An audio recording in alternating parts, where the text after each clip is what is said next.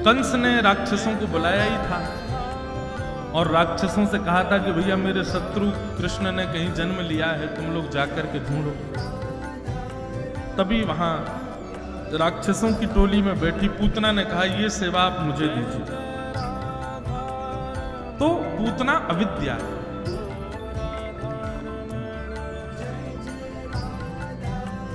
बहुत ध्यान से सुनो।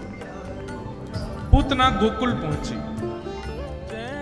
कंस ने कहा था आप इतनी कुरूपणी हो, आपको अपने घरों में घुसने कौन देगा? पूतना ने कहा मुझे रूप बदलना आता है। और पूतना ने अपना रूप बदल लिया महाराज, परम सुंदरी बन गई। इतनी सुंदर बन गई कि पूतना को देख करके जो देखे वो देखता रह जाए। सुंदर रूप धारण करके पूतना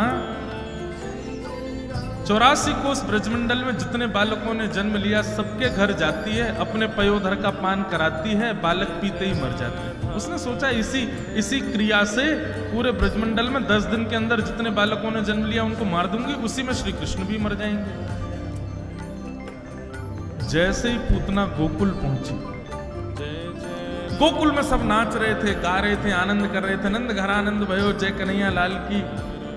इतना अद्भुत आनंद हो रहा था। ब्रजवासियों को सोने का समय नहीं, ब्रजवासियों को भोजन पानी किया है कि नहीं इसका कोई भान नहीं। किसी के पैर में लगी, किसके सिर में लगी है। नाचते नाचते थक गए लेकिन फिर भी नाच रहे हैं। ये उत्सव,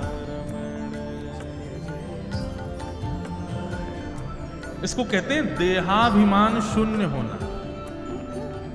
ठाकुर जी जब जीवन में आते हैं तो व्यक्ति देहाभिमान भी शून्य हो जाता है। देह अभिमान शून्य मतलब मैं ऐसे बैठा हूं और थोड़ी देर में मेरा मन हुआ नहीं ऐसे बैठूंगा, ये देहाभिमान है। आपके देह ने अभिमान किया कि अरे तू जैसे चाहता वैसे नहीं, जैसे मैं चाहता हूं वैसे बैठे थे। थोड़ी देर में आपको यहाँ भारी लगने लगा, आप कुर्सी पे बैठ गए, ये देहाभिमान है। अरे पंखे से काम नहीं चल रहा, एसी लगवाओ मेरे लिए, ये देह अभिमान है। ठंडी रोटी खिलाओगे, गरम गरम कुरकुरी रोटी खवाओ मुझको, ये देह अभिमान है। व्यक्ति जब भक्ति पथ पर चलता है तो देह अभिमान उसका शून्य हो जाता है। उसको फिर इन सब चीजों से कोई परवाह नहीं। कैसा भोजन है, कैसा कमरा है, कैसे बिस्तर हैं, कैसे लोग हैं, मेरा सम्मान हुआ कि नहीं हुआ, मुझे वहां पूछा गया कि नहीं गया, मैंने कपड़े कैसे पहने हैं, मैं क्या, कुछ नहीं। इन सब से उसको परवाह ही नहीं होती। जैसे छोटे बालक होते हैं ना, वो देहाभिमान शून्य होता है। उसको कुछ भी पहना दो उसको कोई फर्क नहीं पड़ता। उसको कोई प्यार भरे शब्द बोल दो तो वो खुश नहीं होता, उसको गाली दे दो तो वो रोता नहीं। वो देहाभिमान शून्य। ठाकुर जी जब जीवन में आते हैं तो व्यक्ति देहाभिमान शून्य हो जाता है। अगर मेरे गलत कहने पर आपके चित्त पर प्रभाव पड़ रहा है और आप अपने आप को भक्त कहते हो तो गलत कह रहे हो। मैं कितना भी कहूं आप पर प्रभाव नहीं होना चाहिए।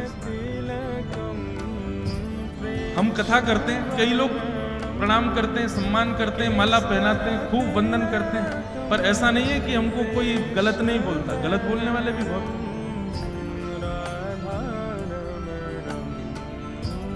पर दोनों स्वीकार करने चाहिए, दोनों में सम होना चाहिए व्यक्ति। ना सम्मान से ज्यादा प्रसन्न होना, ना अपमान से दुखी होना, ये देहाभिमान शून्य।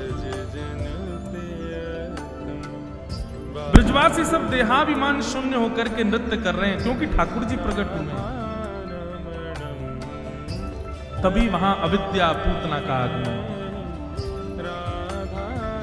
पूतना ने जैसे ही गोकुल में पैर रखा और ज्यों-ज्यों आगे बढ़ने लगी, उसकी पायलों की झनकार, उसके सुंदर कटाक्ष नेत्र, उसकी मधुर मोतियों जैसी मुस्कान, उसके अंग से उत्पन्न होने वाली सुगंधी, सब ब्रजवासियों को अपनी ओर आकृष्ट करने लगे। यही तो करती है विद्या। ब्रजवासी नाचते नाचते बस एक बार ऐसे देखते और जैसे ही देखते तो दोबारा भगवान के उत्सव को मना ही नहीं पाते, उसी को ही देख रहे। कितनी सुंदर। एक ब्रजवासी दौड़ा दौड़ा अपनी मैया के पास गया, मैया तू मेरे पीछे पड़ी रहे, ब्याह कर ले, करा दे मेरो ब्याह, लेकिन शर्त है यही ते करियो, यही ते करूंगा। देख कितनी सुंदर है मैया, ऐसी बहू लिया मेरे का जी।